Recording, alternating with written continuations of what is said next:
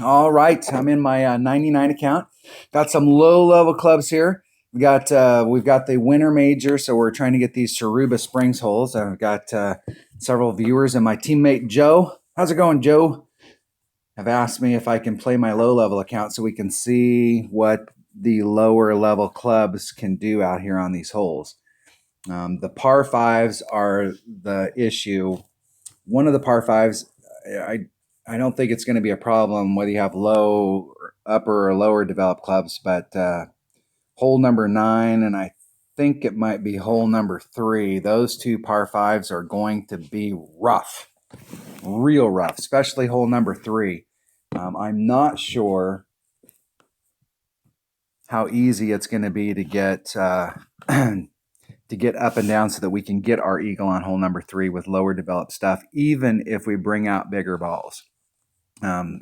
Unless we can work out some. On hole number 3, I'm trying to work out a max overpower hook shot, and I almost have it worked out with my upper developed account using an extra mile 9, but that's not going to equate over to an extra mile 6, which is what I have in this account. So I have to continue to work on that, and it may be necessary. Don't blame me, I'm just a messenger. It may be necessary on some of these holes for us to have some bigger power balls other than what we can just buy in the store. We may have to have some power 4s or some power 5 balls in order to get the same results with these lower developed clubs that we could get with upper developed clubs.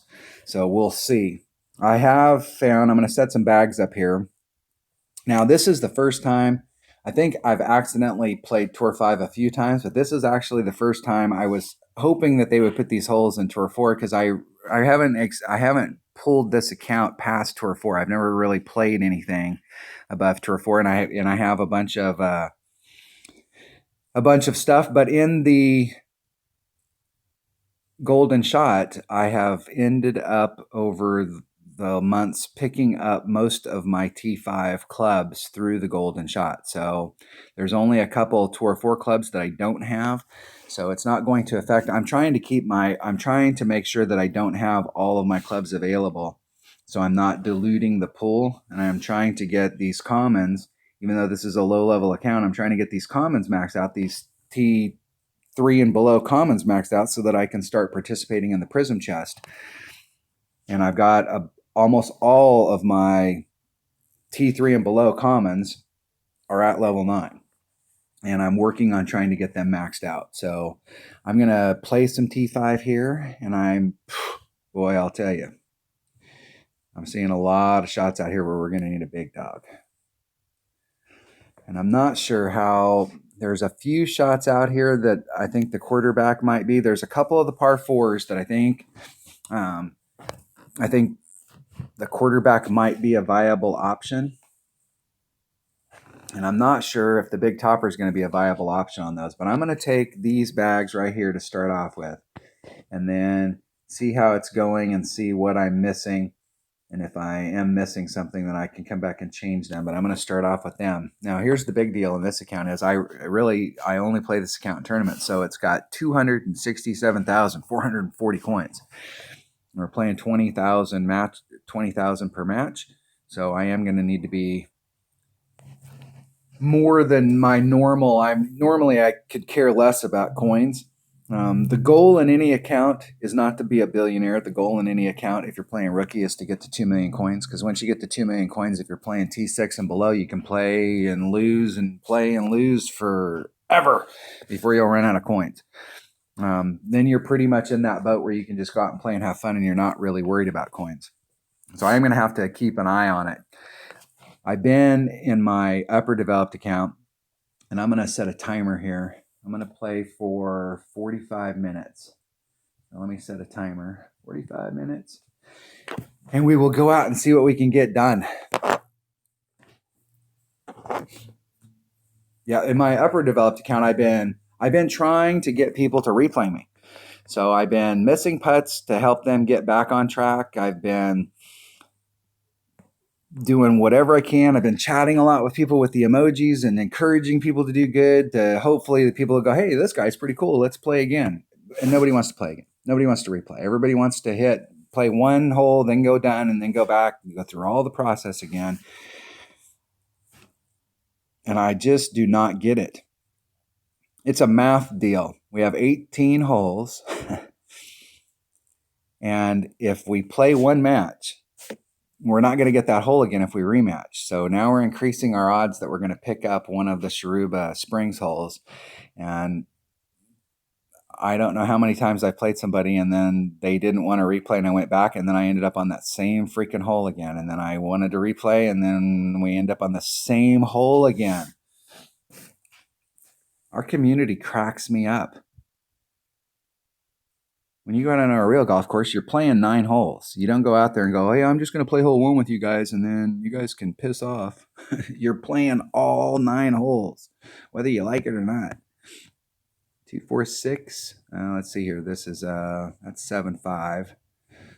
We're going against a headwind, so I'll do it's 2.4, 2.5 per ring with this club. All my massive curl. Hitting it perfect. Trying to get myself out there in the middle of that fairway. Not sure if I have enough distance where I'm in my short iron range, but I'm going to be right there either in max short iron or minimum long iron. If I'm in my short iron, I'm definitely going to be at max club.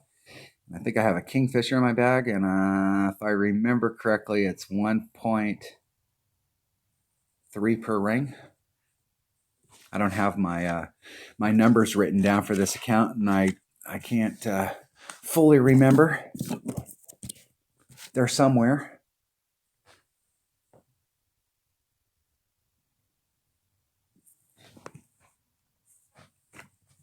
All right, here we go. What are we in?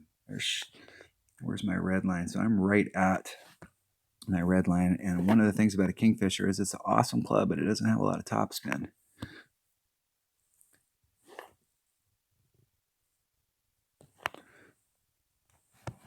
I can't really get much closer than that with that. So it's 1.3 per ring.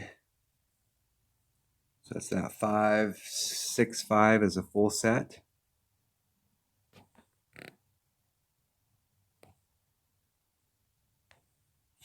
I'll put a little bit of curl on it just to bring it back towards the cup. Hitting it perfect.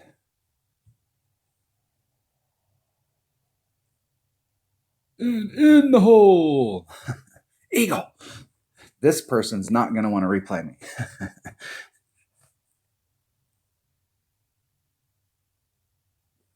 I actually wasn't really trying to make that because I'm trying to get to the par 3s to see what the deal is. But let's see if they'll replay. Let's see if we get some bonus action from this person. Let's see if Pickles is, come on. Oh, come on, dude. All right, here we go. We're back in the, let's go back to the screen. Not now. Let's get that chest rolling. Go back into T5. All right, let's see if we can get one of those new holes. Where is my little cheat sheet with my numbers on it? Somewhere, maybe. There they are.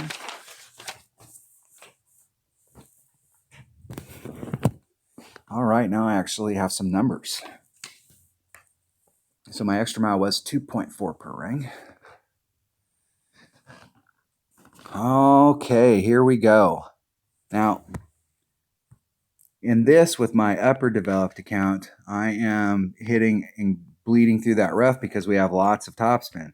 But I'm not sure we're going to be able to achieve that goal, and we definitely don't have the curl to do that. Let's see what a big topper would do over here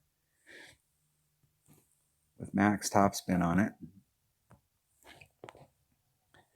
So where are my ball guides coming out? Give myself a couple rings of movement there. 3, 7, it's 2.5 per ring. There's 2, 5, that leaves me 12. That's about a ring and a half. What I'm doing is I'm taking out the side wind. Max curl. Hitting it perfect. Let's see if we have enough topspin to bleed us over to that other fairway and enough curl. to get us over there. And I think we do. I gave myself 2 rings of separation there down on the bottom. And if I would have pinched that and gave myself about a ring and a half, I would have been able to get over to that area. And that was with the Marlin ball. So if I would have brought a bigger power ball, I definitely could have gotten up into that area. And the question there is why didn't I bring a Titan? And that's because I'm an idiot. and I didn't think about it. I'm so used to playing one-on-one with a Marlin. I very seldom ever go off of occasionally I'll go to a Quasar because I'm on one of those holes that you need that extra little bit of side spin. And so habit, I'll try and break that. I'll try and burn some of my Titans as we get to these holes. I'm not sure from down on this fairway here if you can get up. I don't know that you can get up from there onto the green. Let's look at it here. Let's pan out. Yeah, they may be able to get up from there. I'm going to hit. Our goal would have been to get out into this area, and we would have bled out into this. So I'm going to just pitch it out there so that I can really kind of see where I would have ended up, like whether or not this is a viable area or what club that I would need to bring if I was out in this area. But a bigger ball would have definitely helped me there. My opponent is not going to be able to get on. And from where I'm at, I've got a big dog in this bag. So if I can't get up from there, then we're definitely going to have to bring a bigger ball on this. Let's see if they can make their situation worse. And in the rough. You have a much better shot of just landing out here in the fairway and giving yourself the look to get up to the green with your short iron, especially if you carry a Kingfisher in your bag, because that Kingfisher is super accurate. And for low-level stuff, accuracy is a big deal. Now, I can't quite get up there where I can engage any backspin to keep this from doing the deal. So I've got some topspin on here to bleed me out of that rough. So I'm going to do a rough bump here. It's 1.2. That's about a half a ring. It's 2.4. It's just like my extra mile. It's 2.4 per ring. Isn't it perfect? I don't like where those lampposts are at because those lampposts are in play. This will at least give me a chance to get up and in. Now the problem here is that that's just at that distance where the Firefly, if you've got lower developed clubs, is an awesome club to have in your bag because you can use it like you see the upper developed clubs, players who've got upper developed clubs use their rapier where they're using that topspin to feed it up to the cup.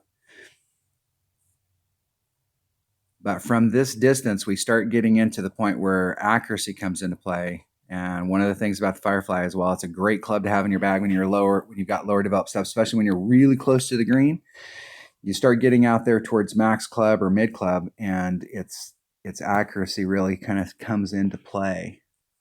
Let's see what my topspin can do for me.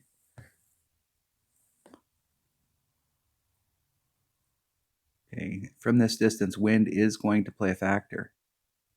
I'm going to come right to the edge of the cup. Need to hit this perfect.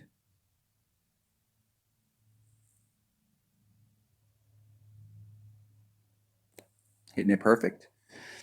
See if I got my wind adjustment right. In the hole. And wind did not play as big a factor there as I thought. It played a little bit of a factor, but not as much as I thought it would. But we're still in the hole. That was the goal. Get into the shootout. Maybe we'll pick up one of the new holes in the shootout. See what see how this account handles it.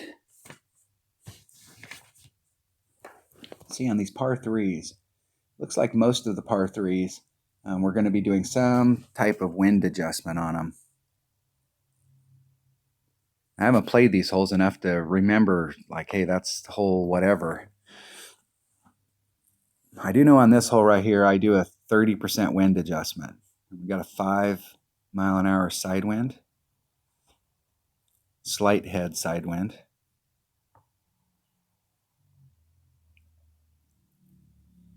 And it only takes about 3 backspin to get you woed up.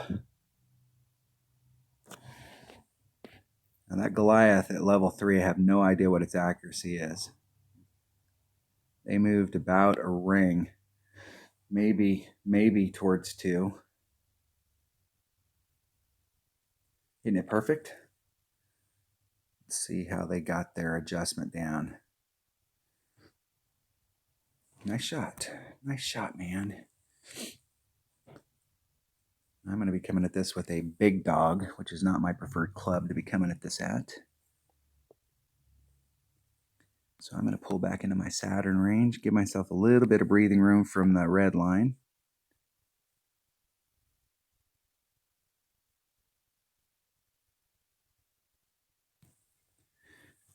Just a sliver of backspin on that.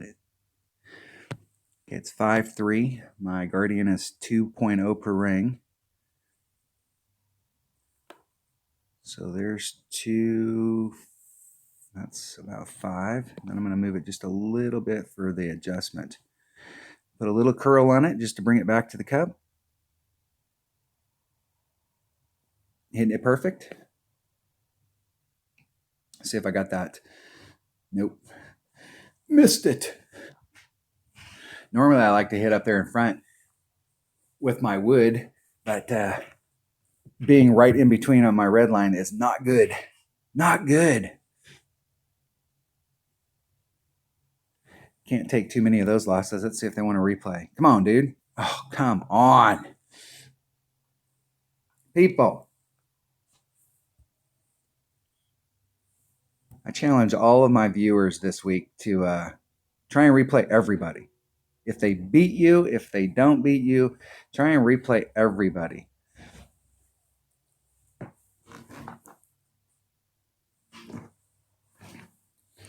All right, we got Justin. We got Sharuba Springs, hole 5, par 4. Hole 5, par 4. I put on my notes for my upper developed account, this would be a extra mile, potentially a power 4 ball with low wind.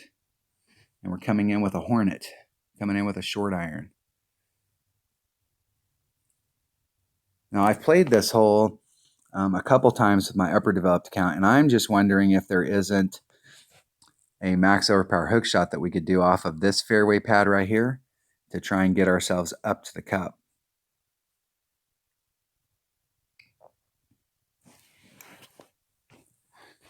Hey, Rocket, if you got a level 5 Rocket, you're going to get cards for your Rocket pretty quick. In this situation right here, distance is good. The Rocket starts off as being your accurate driver. And they're in the rough. That's not good when you've got lower developed stuff. They will not be able to get up and down from there.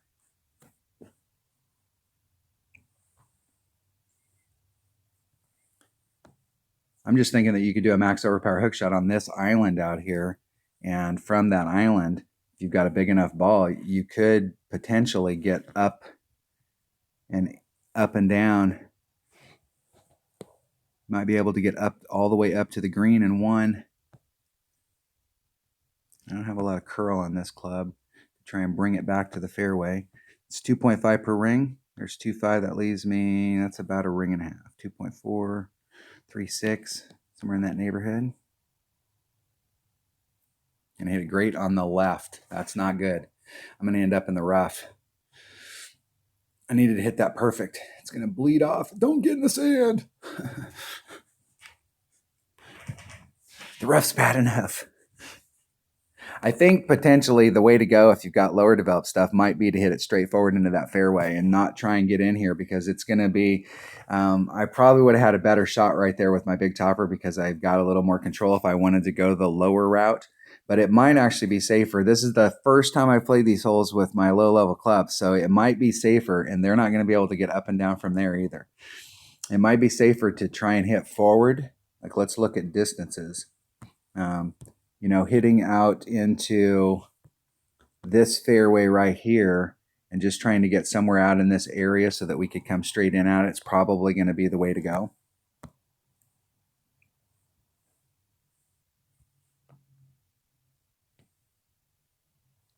Let's take the wind out. The machete is a 2 per ring, so that's about a 2 ring pull at max club. I'm going to do a little bit more just to get me some separation from that rough. All my massive curl, little teeny bit of overpower, not enough to make the needle go any faster. Hitting it great on the inside. Just trying to get myself up there so that I have a nice look at a chip in. This hole right here, I think if we hit it straight forward and then come at the green, and I'm not sure whether a Viper, we should have enough distance with a Viper up on that fairway to the left to get to the cup. But the next time I catch this, I will definitely be conservative and just hit it straight forward. The thing I don't like with lower developed clubs is if you hit on this particular hole, if you hit to the right where I was at, even if I would have gotten to the area that I was trying to get to, when I come into the green, I'm having to come into the green from that sand side. And so I'm going to have to contend with it, with that sand to get up. Whereas if I hit straight forward into that fairway on the left, I've got a wide open view. Okay, so I'm right at minimum club.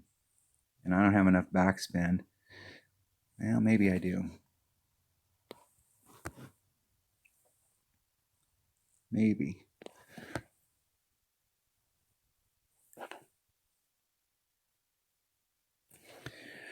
All right, my it's 2.4 per ring, so there's 2, 4, 4, 8. I absolutely don't. I'm gonna pop this off. Just put myself up there and get in play. I don't have enough time. Close. Close. Running out of time, dinking around. Couldn't remember my numbers and was looking on my sheet here. Where the heck is my Kingfisher?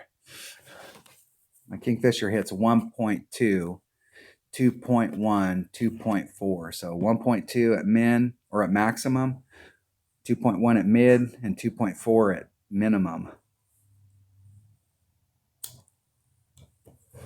The way I work my numbers on short iron is you find your max, which in this case is 1.2 per ring. And it's 1.2 times 1.75. It's 75% more accurate when it's in mid club. That's how I arrived at the 2.1. And it's 100% more accurate when it's at minimum club. So it's the 1.2 times 2, which is 2.4. That's how I arrived at the minimum number. And I've been using those numbers with all of my short irons for the last 2.5 years, and those numbers are good. That's why using the app, if you're using one of the apps and they pick the numbers for you, I'm always wigged out when it comes to some clubs like the short iron because I know those numbers are good. So I'm right at max club.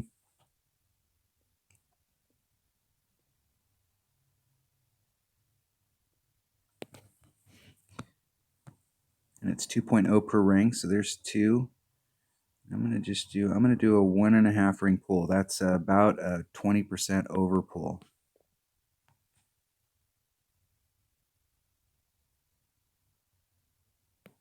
Hitting it perfect. See if I can bleed up towards the cup. I've hit that shot. I've picked this hole up a few times this week, and I've hit that same shot, and it was running out. That's why I left it a little short of the cup, because it's been running out and it's been hitting, and then it's on a flat trajectory, and then it's just scooted across the green and ended up on the fringe fairway or rough on the back side of the green. Grim Reaper. I was looking at, we played a tournament here a couple tournaments ago, and I was looking through trying to find a long iron. One of the things about that particular hole was if you're in your long iron, you needed a long iron with lots of backspin. And an upper developed, maxed out Saturn has good backspin. But when it's anything other than maxed out, it still has great backspin, but it's not 100% backspin. And what that hole required was 100% backspin. And when you get your Grim Reaper to level 6, it has 100% backspin. Good game. Let's see if they'll play. Let's see if they'll rematch. Come on. Come on, dude. Come on. Come on. Oh, jeez. All right. Now, you know what they're doing? They're going back and doing the same exact process that I'm doing right here. And then they're hitting play. And then they're going to Tour 5. And they're playing Tour 5 again. And you already had somebody who wanted to replay you.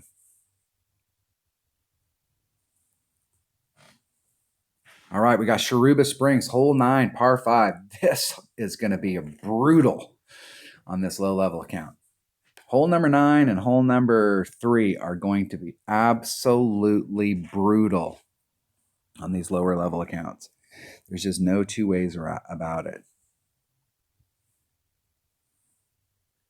All right, we can get over. Wow. Amazing. And not with that wind, though. The deal is that I don't need to get too far over. Okay, there's 3-9. Let's take out the side wind.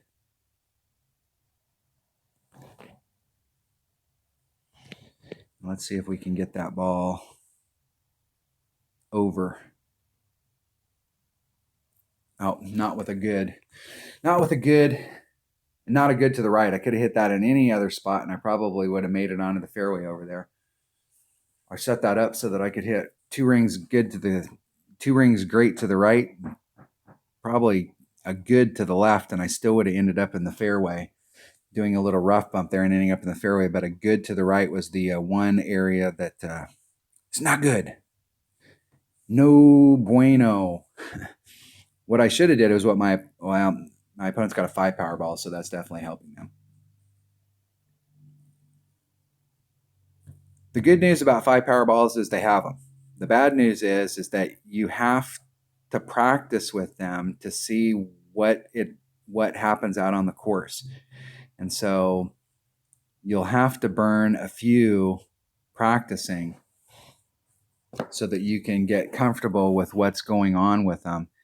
If the only time you use them is during the man, and I'm telling you, I don't know even if my goal was to try and get out into this area over here. And I'm just going to shoot because I really wanted to, I think in the tournament, our possibility of getting out into this area right here is probably what we're shooting for. So I'm just going to lay it up out there so that I can see what I would have seen if I had number one, if we had any kind of wind other than that headwind.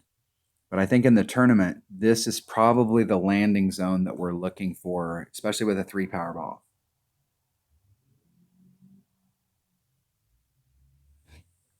With a 5 power ball, we may be able to get more distance up there.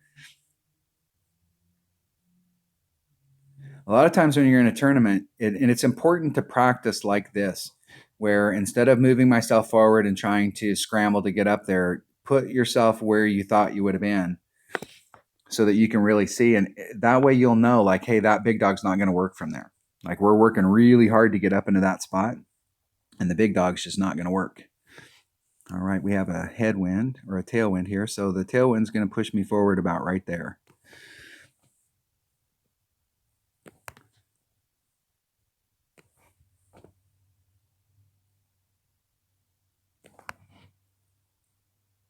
It's going to push me out into that area right there with no overpower. I'm going to end up in that area. So I'm just going to let the wind do its thing. No overpower, a little bit of curl just to bring it back towards the cup. And hit it great to the left. Great to the left. Great to the left. See if I got that top spin right. Ooh, I didn't. You do not want to roll off the back because it'll roll. Don't stop.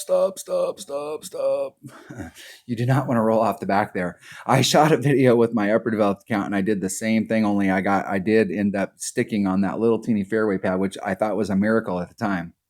because if you overshoot there and end up at the top, you're in big trouble. It's better to come in here and be short and have to pitch it up than it is to end up where I'm at, for sure.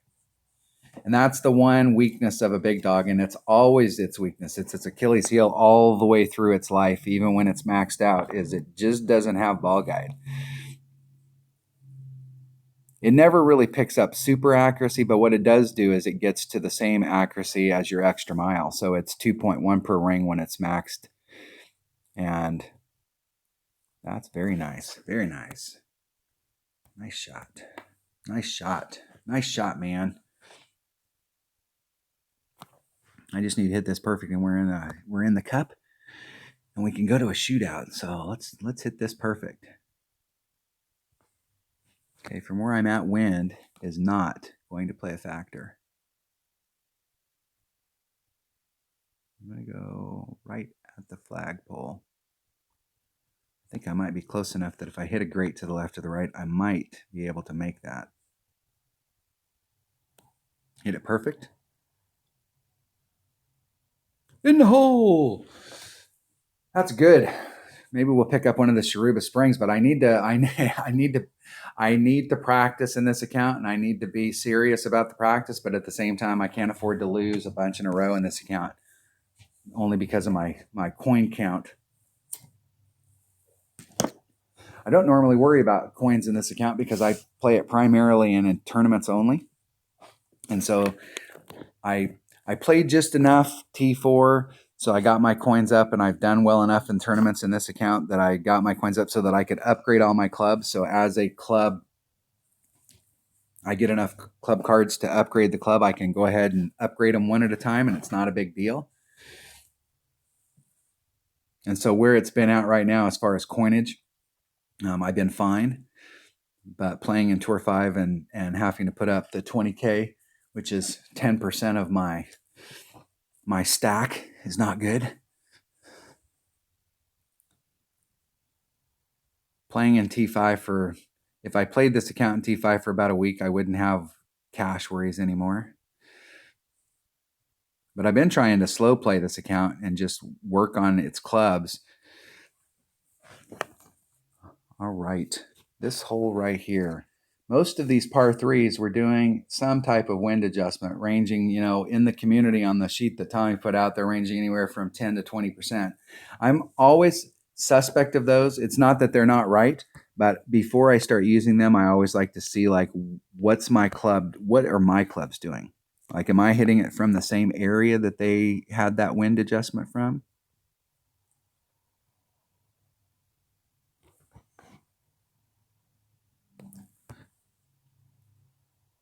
All right, it's 2.5. Saturn hits 2.0 per ring, so that's a ring and a quarter. Get that arrow lined up. Ring and a quarter. Just try and hit it perfect. Hitting a grate to the left. It's going to be a grate to the left day. I can see it.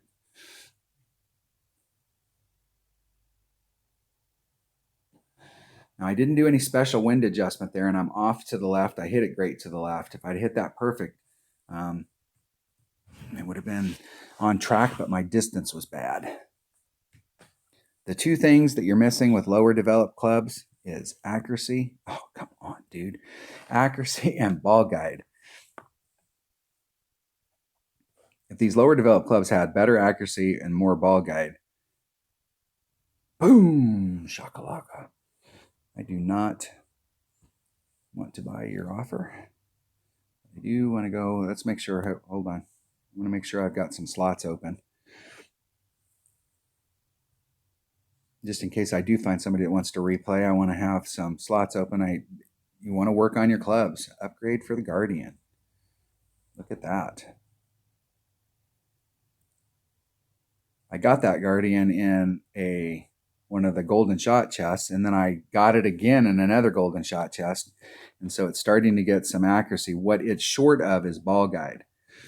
So it was really big when I got to level 2 and it got the 2.4 ball guide, because it starts off at 1.9, and not being able to see that second bounce with a Guardian is, you can still use it, but it's nice to be able to see where the second bounce is. Upgrade that club.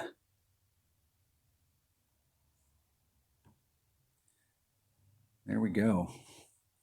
Getting it upgraded. I think that was the only one. All right. Got some empty slots.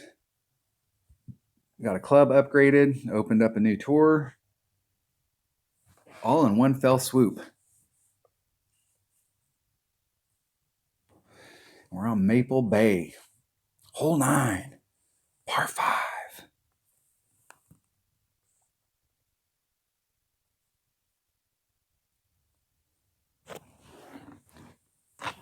This is a rough hole with lower developed balls. Now my goal is to get down into this opening down here and then try and engage this fairway to get up to the green. Now in tournament play in this account, and I can thank one of my teammates, Flip, he reintroduced me. I'd forgotten all about the Horizon. But it reintroduced me to the Horizon and doing a rough bump. If you've got a power 3 ball, you can do a rough bump down there with your Horizon. And the reason you're using your Horizon, even though it has really bad accuracy, is that it's got tons of topspin. And it's the only club, if you've got lower developed stuff, that'll be able to topspin its way up there. My opponent is in the brown stuff because they cannot get up and down from there. That wasn't even close. Not even in the ballpark of close.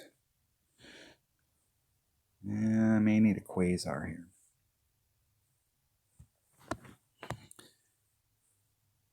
Okay, so I'm going to get right up against that rough area. Take the wind out. It's a 100% accurate club. It's one of the benefits of using a QB. So there's 5, 6. Do max curl.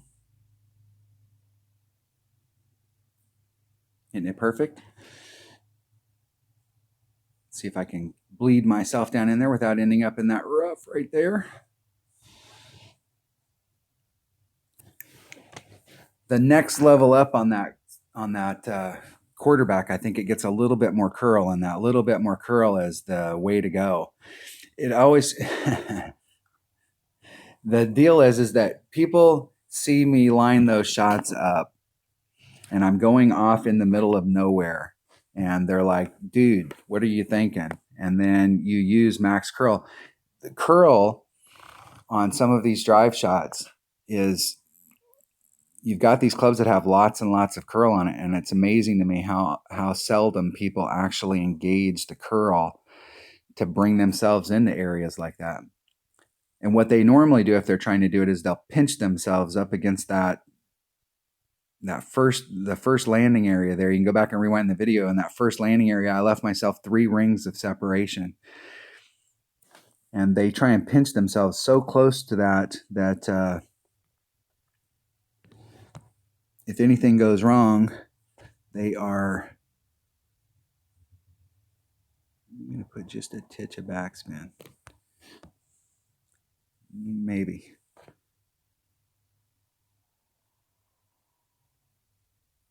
It tends to run out a little fast on this hole, so I think I am going to put the little titch of backspin.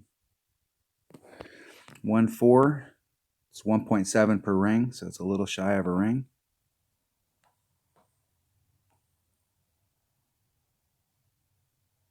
Hitting it perfect. See if I got that spin right, or if it runs past it. And I'm okay there on the fringe. Ball guide.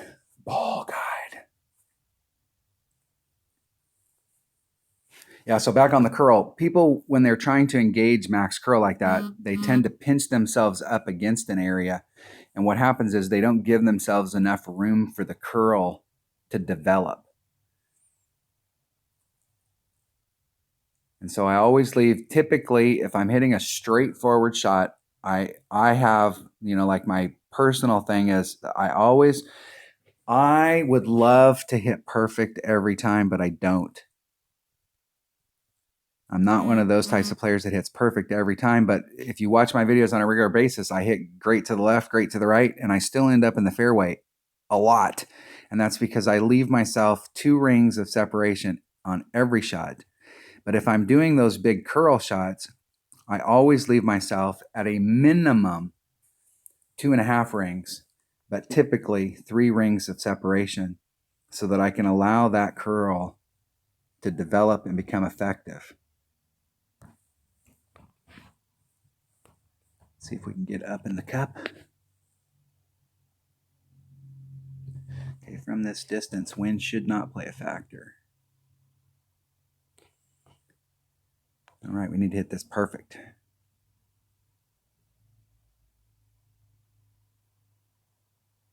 And hit it great to the left. In the hole. Amazing. I started off a little teeny bit on the right-hand side of the flagpole. I mean, I wasn't to the right of the flagpole. I was on the right side of the flagpole. And that's probably why that went in. Good game. Oh, come on, dude. Nobody wants to replay. It used to be when the game first came out, you could replay. If you replayed somebody, you could replay them all day.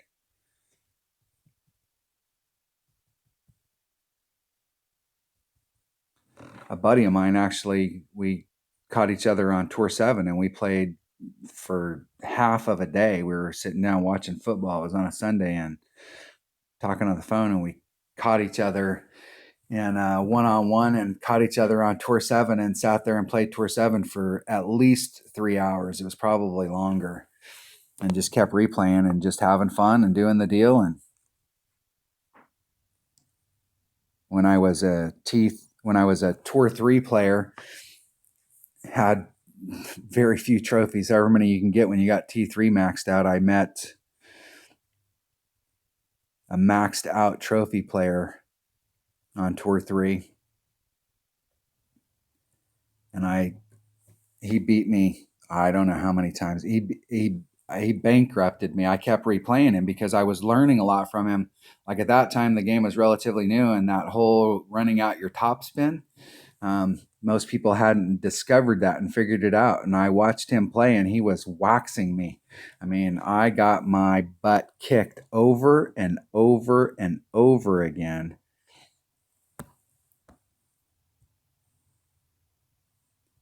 But it was absolutely worth it because I learned so much just playing and really being observant about what was going on. I'm going to pull back just a little so I can adjust out the wind. So it's 2.5 a ring. So there's 5. And it's about a ring and 3/4, or 2 3/4 rings, somewhere in that neighborhood.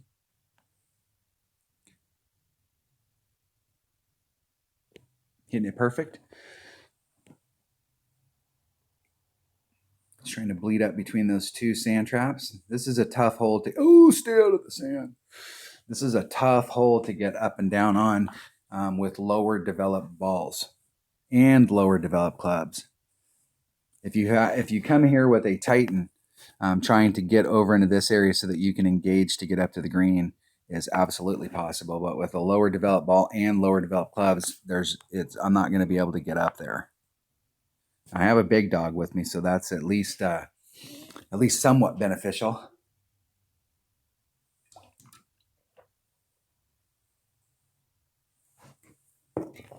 We'll see if my opponent can get out there.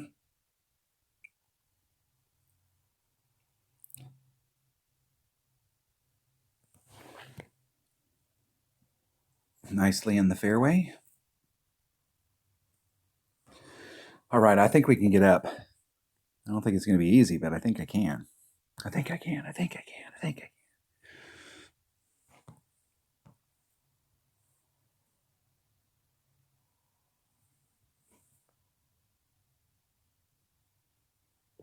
Okay, so I'm going to come out here to the sand.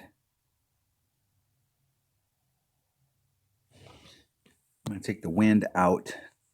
It's 2.5 per ring. That's a 7.5 pull right there.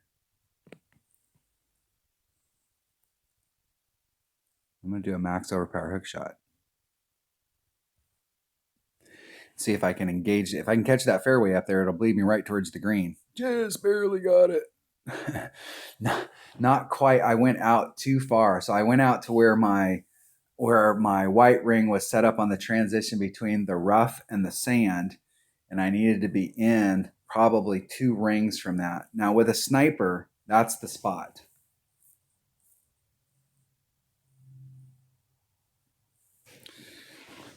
I've taken that shot right there, that max overpower hook shot with the sniper so many times that if you're in the transition out there between the rough, rewind the video and go out there and see where I set the ball up. So the transition between the rough and the sand right there is the spot with my sniper.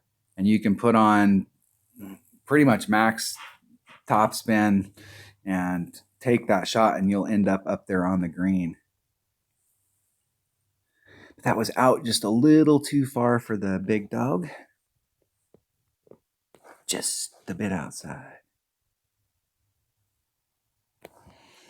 My machete is not the club that I'd like to have right here because I have. Now it's a great, if you've got lower developed stuff, a machete is a great wedge for it, or a rough iron for you, but it doesn't have very good ball guide. Okay, 4-9. Come back just a little. Need to hit it perfect. Hitting it perfect. See if I got my adjustment right. In the cup. Eagle. So you can get an eagle on it. I wish I'd have made that max overpower hook shot right so you guys could have seen what that looked like. But you get the idea of where I'm at out there. I was on my white ring, so we got white, clear, blue. So if I would have came up and had the transition between my blue and my clear ring on that transition between the sand and the rough, I would have been up on the green in 2. So you can get up there even with low developed stuff if you pull the trick shot out of your bag. Let's open up that chest. You won't get club cards if you don't open up chests. I'm just a messenger, okay? Every single one of these app type games, whether you're playing a castle building game or this game, have some type of farming aspect. And here what we're farming is club cards. And the only way that you're going to be able to get lots of club cards and be able to develop your clubs faster is if you harvest those chests. And having gems so that you can harvest those is huge.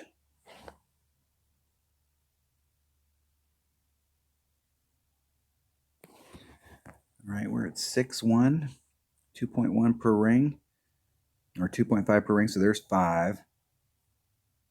And I'm gonna go about that far.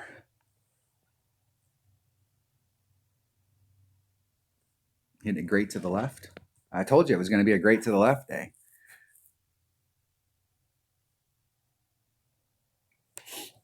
I'm just bleeding myself up there towards the front. Now I keep hitting these great to the lefts, and you can see there have been a couple times only because the club doesn't have good curl that I've still ended up in the fairway and moving myself in a forward direction. And it's all about setting yourself up so that you give yourself room on the left and the right so that if you hit a great to the left or the right, it doesn't kill you. You're setting the shot up. So if you were going to set the shot up, why wouldn't you set the shot up so that you have a little bit more room on the left and the right? And they did not do a wind adjustment, and that's going to push them 3 rings, 3.5 rings to the left, even on a perfect shot. And so they're definitely going to end up in the brown stuff. That may have looked blue, but that was really brown. Let's see where I'm at in my club. I'm right at minimum club, which is 2.4 per ring. 1 backspin. My usual MO on these types of holes is to engage. I like to engage about 1 backspin, and I do not like, there was my 45-minute timer going off. I do not like the fact that the ball guide's appearing and disappearing. So I'm going to get a little closer. It's 2.4 per ring, so there's 4.8. I'm going to do a little bit of an adjustment on it. Let's see if we can hit this perfect and get in the cup. Hitting it perfect. Get in the hole. Just a bit outside. That was that extra little wind adjustment on there because my brain wasn't working and I was like, what's the math? What's the math?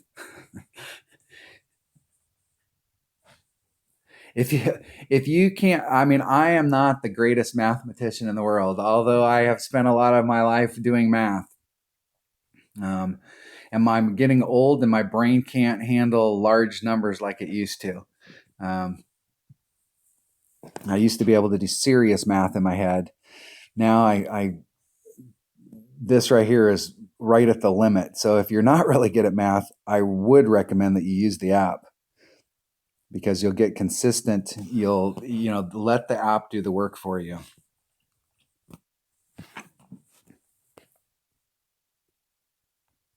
And you'll be very consistent with the numbers. I think a large percentage of the community use one of the apps. I think a lot of the numbers that you see that are out there, as far as like wind adjustments, like, hey, we're doing a 10% and we're doing a 20% wind adjustment on these, those numbers are really related to the app. So if you use paper numbers like I do, or you're doing the old school stuff, you're going to have to do some math in your head. And occasionally you're going to get it wrong. So, when you're in the app and you put all the stuff in and you put the wind in, it's going to tell you need to remove 2.3 rings. That's pretty easy. But when you're doing the numbers in your head, you may end up with 2.5 and you'll be a little off. And while 2.5 doesn't seem like a big difference from 2.3, it's the difference between ending up in the cup and ending up right next to the cup.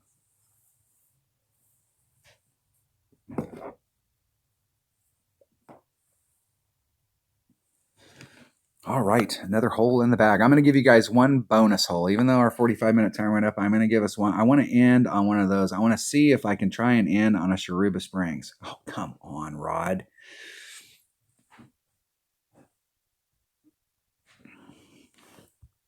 Let's see what we get in our pin chest here. Trying to get commons. And I don't care which commons I get. I'm going to play one hole, so I'm going to leave that slot open. One hole. So if you have lower developed stuff, don't be too frustrated with the club thing. Your clubs will go up in level if you maple bait. This is what happens when we don't replay each other. Your clubs will go up in level and you will get them developed if you harvest a lot of chess. But if you play your lower developed clubs and you know your numbers,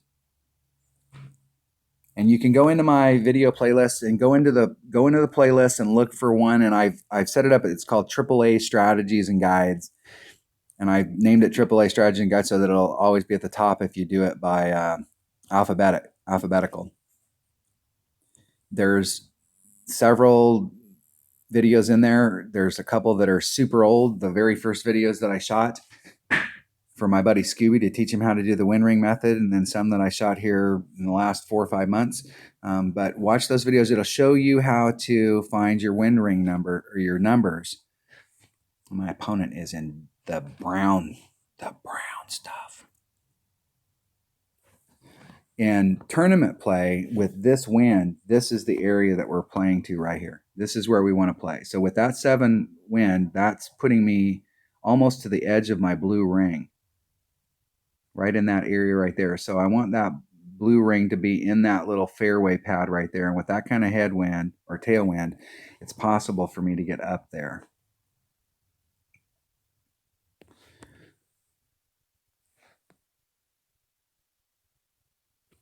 Yeah, not when you hit it 700 rings great to the right.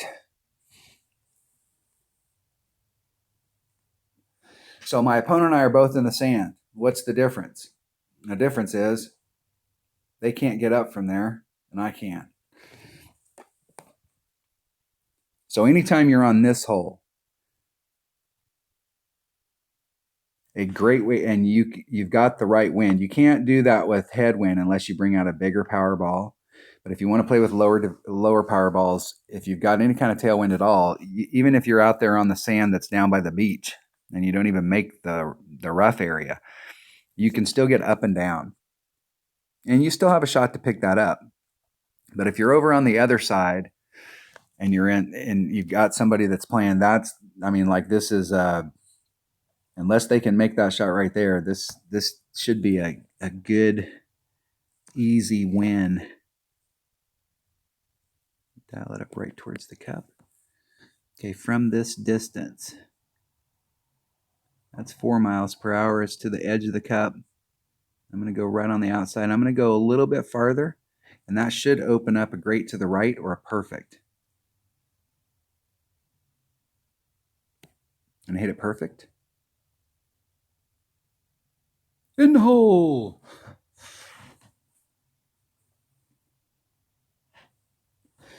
In the cup. You can still get up and down from over there even when you're in the sand, but the deal is when you're over there in the sand, you can get up and down. If you're on the side that my opponent was at, you're going to struggle to get over there.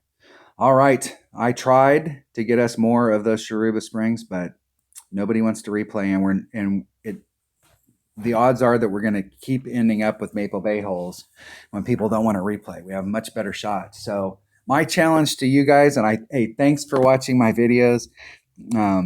Hopefully I'm helping you out, but my challenge to everybody who's watching this video is to try and replay everybody out there this week. We got brand new holes. We're trying to get those new holes. So let's try and replay everybody. And when you find that person, give them the clapping hands. Awesome job. Let's replay. Try and interact with your opponents more. So maybe they will feel a little bit better about themselves and they'll replay you. It always cracks me up when they win and you're out there practicing and you're laying it up and you're doing a thing and then they don't want to replay. I just don't get it. All right. That was some Tour 5 play with lower developed clubs. Thanks for watching.